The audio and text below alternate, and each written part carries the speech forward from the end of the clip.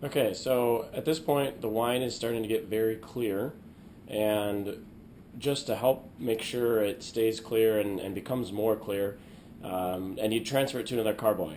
I do happen to have another carboy right here, but as you can see, this carboy is not nearly as big as this one, and thus that line is just not going to cut it. So I think this one's going to be too little.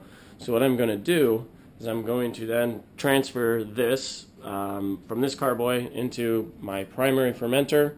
Remember the big old bucket, and I'm going to then take it out of the primary fermenter and put it back into the carboy once I've cleaned the carboy of all the sediment.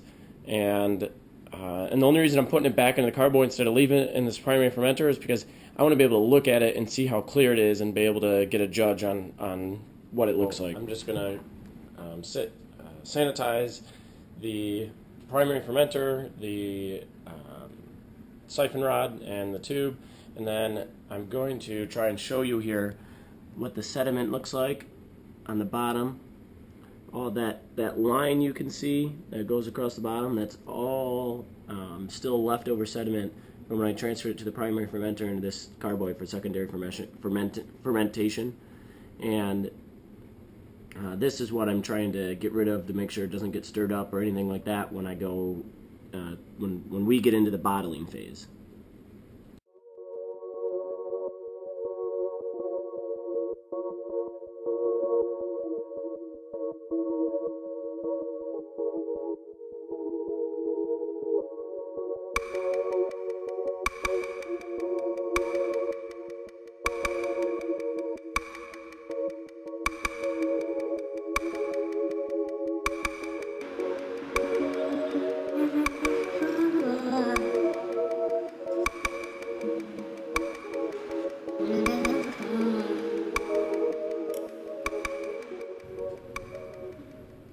And that is the sediment that is left on the bottom that we were avoiding. As you can see, we got a nice big bunch of wine, and we're going to put that all back into the carboy as soon as it's clean here.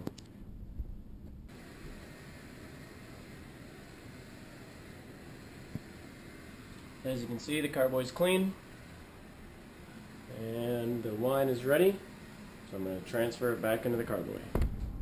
Okay, I changed the water in the airlock just because you could see a little bit of mold starting to form, so I just changed the water with some sanitized water. And here we have the wine ready to sit around for another 14 days while it clears some more. And at that point, assuming the wine's clear, which it will be, I will start to bottle it.